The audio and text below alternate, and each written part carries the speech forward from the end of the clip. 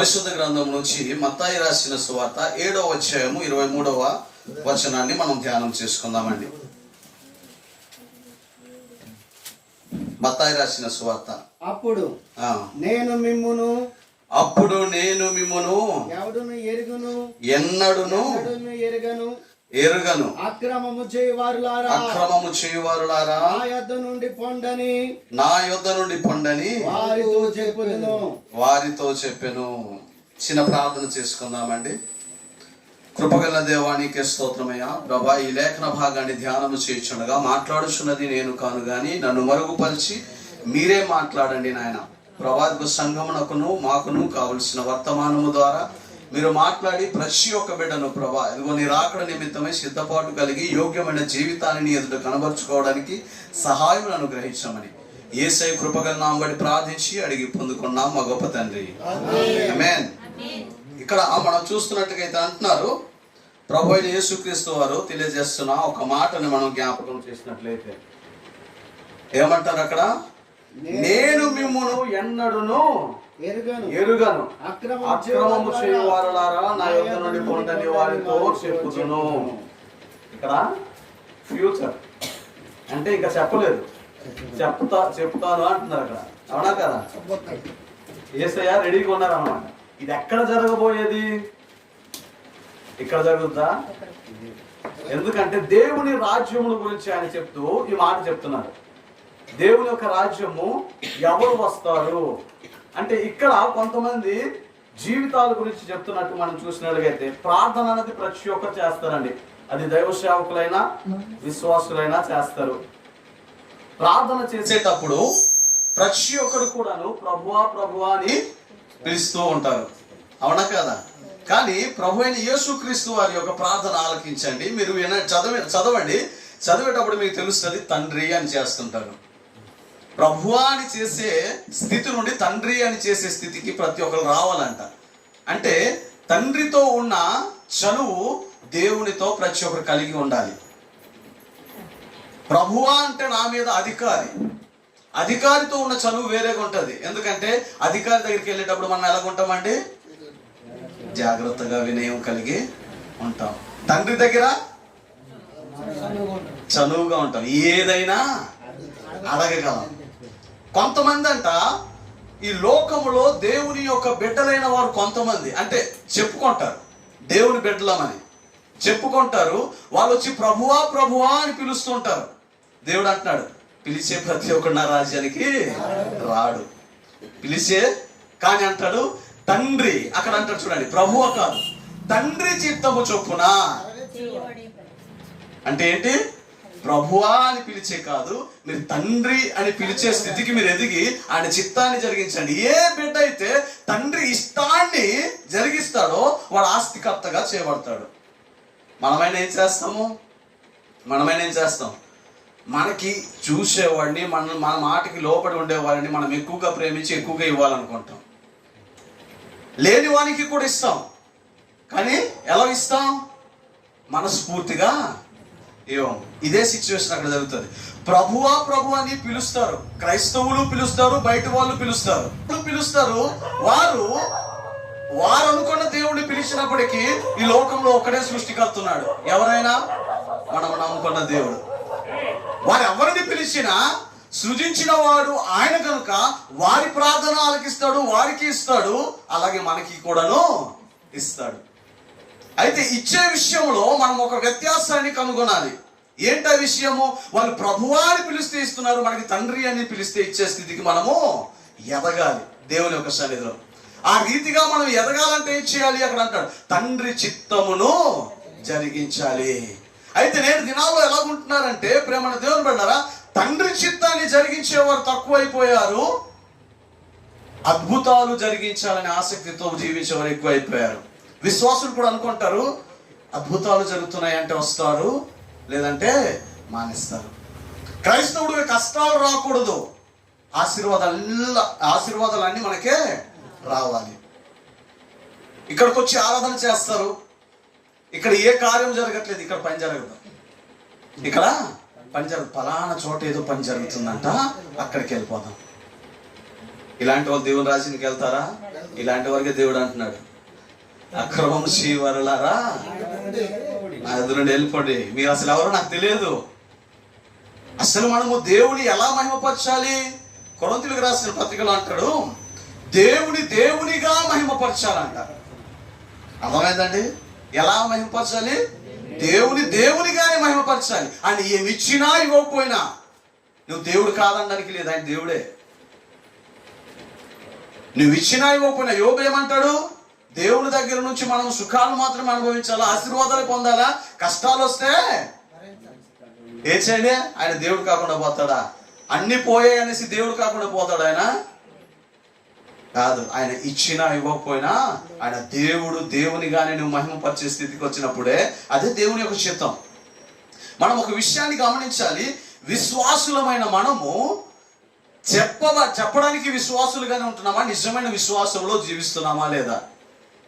ఎందుకంటే అద్భుతాలు చూసేవారు అనేక మంది ఏమవుతున్నాడు? విశ్వాసం నుంచి తొలగిపోతున్నారు. ఒక్కసారి మనం ఇశ్రాయేలు యొక్క జీవితాన్ని మనం గమనించినట్లయితే ప్రేమ దేవుని బిడ్డలారా, మనము నిర్గమకాండంలోనే రాయబడి ఉంటుందండి. నిర్గమకాండంలో 15వ అధ్యాయము 22వ వచనం అనుకుంటా. ఒకసారి చూడండి, అక్కడ చూడండి. పాట అయిన తర్వాత, కీర్తన అయిన తర్వాత అక్కడ ఉంటదండి. 22 చదవండి. మోషే ఎర్ర సముద్రం నుండి జనులను సాగజేయగా వారు షూరు అరణ్యము వెళ్ళి దానిలో 3 దినములు నడిచిరి. అచ్చటి వారికి నీళ్లు దొరకలేదు. అంతలో వారు మారాకు చేరిరి. మారా నీళ్లు చేదేనివి. చాలండి. ఇక్కడ చూడండి, ఎర్ర సముద్రం దాటారంట. ఎర్ర సముద్రం దాటేటప్పుడు ఎలా దాటారండి? పొడి నేల మీద. అంతేనా కదా? నేల ఆరిపోయింది, దాటారు. అంతకంటే గొప్ప అద్భుతం ఏమైనా ఉందా? ఇప్పుడు గొప్ప నదులు చూస్తాం, వాటి మీద వంతెనలు వేశారు, కానీ ఏది ఎండిపోయినట్టు చేయలేదు ఎవరు. ఆయన కూడా వంతెన వేయడం అంటే ఆయనకి పెద్ద వింతేం కాదు, కానీ ఆయన గొప్పతనం జనానికి తెలియాలి కదా. అంతకుముందు 10 అద్భుతాలు చేశాడు. సముద్రాన్ని 2 పాయలుగా చేశాడు. 3 రోజుల్లో మర్చిపోయారండి. ఎన్ని రోజులు? 3 రోజుల్లో మర్చిపోయారు దేవుడు చేసిన కార్యం. అంటే వీరికి విశ్వాసులు అంటారా?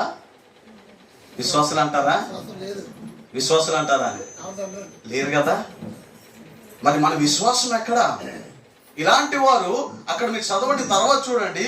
ఇలాంటి పరిస్థితిలో వారు జీవిస్తున్నారు. 3 రోజుల్లో మర్చిపోయారండి.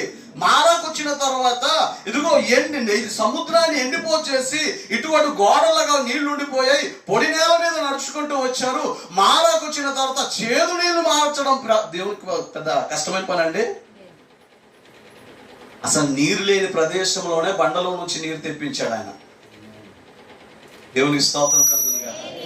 ఇక్కడ ఏమైంది? మారా దగ్గరికి వచ్చారు. మారా దగ్గరికి వచ్చిన తర్వాత వీరికి దాహం వేస్తుంది. అరణ్యంలో నీరు దొరకలేదు. మారా అనే ప్రదేశానికి వచ్చారు. దాహం వేస్తుంది. చేదైన నీళ్ళు అక్కడ ఉన్నాయంట. చేదైన నీళ్లు అక్కడ ఉన్నాయి. ఏం చేయాలో తెలియట్లేదు వీరికి. చనుక్కోవడం ప్రారంభించేశారు. అంటే వీరి బ్రతుకు ఎలాగుందంటే, దేవుడు అన్నవాడు నిత్యము వారి జీవితాలు అద్భుతాలు చేస్తేనే వారి విశ్వాసంలో ఉంటారు. 3 రోజులు కష్టాన్ని భరించలేకపోయారండి.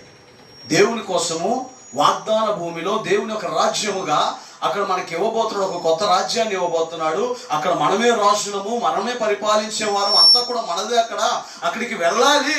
ఇదిగో ఈ 3 రోజులు ఇదిగో సముద్రాన్ని ఎండిపోచేసి అద్భుతాలు చేసి రప్పించిన దేవుడు ఇక్కడ మనల్ని పోషించలేడా? ఆయనను అడిగితే తప్పకుండా మనకి ఇస్తారన్న విశ్వాసం వీరికి ఉండాలి కదా. అడగడం లేదు, సరుక్కోవడం ప్రారంభించారు. దేవుడు ఎప్పుడైనా సరే మనం విశ్వాసులమైన మనము అడగాలండి. విశ్వాసముతో అడగాలి.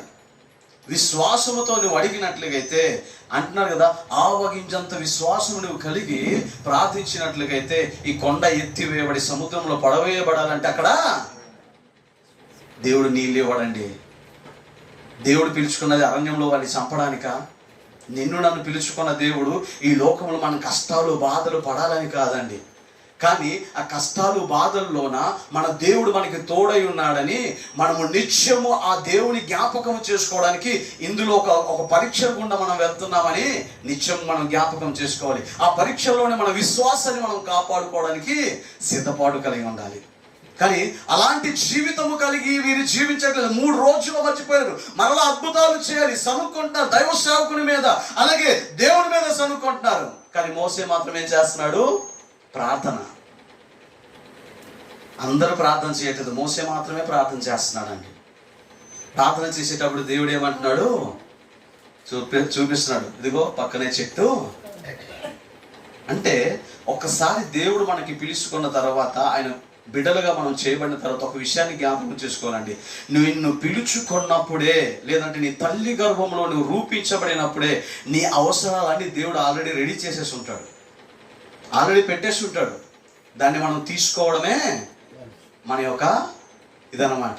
మనము దేవుని దగ్గర ఎలా ఉండాలి అంటే, తీసుకోవడానికి సిద్ధపాటు కలిగిన విశ్వాసములోకి నడిపించబడాలి.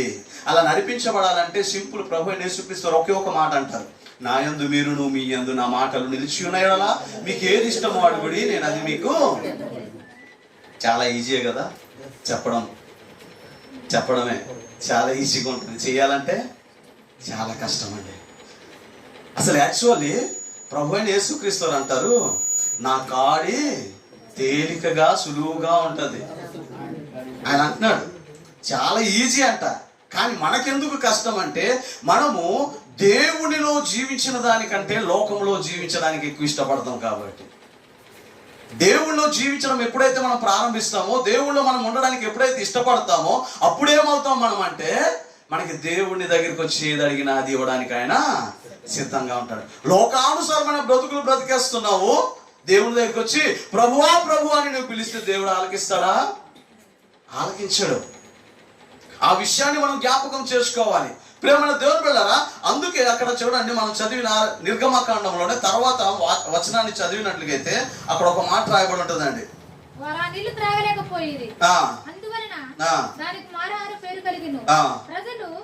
మేమేమి త్రాగుదామని మోసే మీద సనుగుకొనగా అతడు యెహోవాకు మొర్రపెట్టెను. అంతటి యెహోవా అతనికి ఒక చెట్టును చూపెను. అది ఆ నీళ్లలో వేసిన తరువాత నీళ్లు మధురములాయెను. అక్కడ ఆయన వారికి కట్టడను విధిని నిర్ణయించి అక్కడ వారికి పరీక్షించి. ఇక్కడ క్లియర్ గా ప్రభు తండ్రి దేవుడు చెప్తున్నాడు. ఏమని చెప్తున్నాడు? అక్కడ వారికి ఏం చేశారంట? అక్కడ వారికి పరీక్షించి. అంటే మన జీవితాల్లో వచ్చే కష్టాలు బాధలు మనం బాధపడాలని కాదండి, మన విశ్వాసం ఎంత అని దేవుడు పరీక్షించి మనము పొందబో వాటిని ఇవ్వడానికి ఆయన ఏం చేస్తుంటాడంట? ఈ బాధల్లోనైనా సరే నమ్మకముగా ఉంటాడా లేదా నా బిడ్డ అన్న ఒక ఆలోచన. చదివే బిడ్డలకి అప్పుడప్పుడు పరీక్షలు ఎందుకు పెడతారండి? నువ్వు ఎంతగా చదువుతున్నావా అని. అవునా కదా? మరి దేవుడు పరీక్ష పెట్టడా? నీ జీవిత కాలంలో అనేకమైన పరీక్షలు వస్తాయి. నీ విశ్వాసానికి పరీక్ష జరుగుతుంది. ఇప్పుడు ఆ విశ్వాసంలో నువ్వు కానీ ఎదిగినట్లుగైతే, ఆ పరీక్షను నువ్వు జయించినట్లుగైతేనే నువ్వేమవుతావంట? దేవుని యొక్క చిత్తం ఎరిగిన వాడుగా జీవించగలవు. నీ విశ్వాసానికి పరీక్ష జరుగుతుంది. కానీ నీ విశ్వాసి ఏం చేస్తున్నావు అంటే, దేవుడు చేసిన కార్యాల గురించే పరితపిస్తున్నావు తప్ప దేవునిగా మహిమపరచడానికి నువ్వు ఇష్టపడట్లేదు. ఇష్టపడిన దినమున నీ జీవితాల్లో ఏ సమయం అందు ఏది కావాలో దేవుడు సమస్తమును నీకు అనుగ్రహిస్తాడు. ఇక్కడికి వచ్చి చూసిన తర్వాత ఒక్కసారి ఆలోచించండి. అక్కడ ఒక చెట్టు ఉంది, ఆ చెట్టుని దాంట్లోన వేయమని దేవుడు చెప్తున్నాడు. అయితే ఏమైంది అక్కడ? ప్రభు అయిన యేసుక్రీస్తు వారు అక్కడ దేవుడు చెప్తున్నాడు ఆ చెట్టు అంటే, ఒకసారి ఆలోచించండి. ఆ చెట్టు అక్కడ ఉంది అంటే దేవుడు ఆ చెట్టు ఎప్పుడు నాటేస్తున్నాడో ఒకసారి ఆలోచించండి.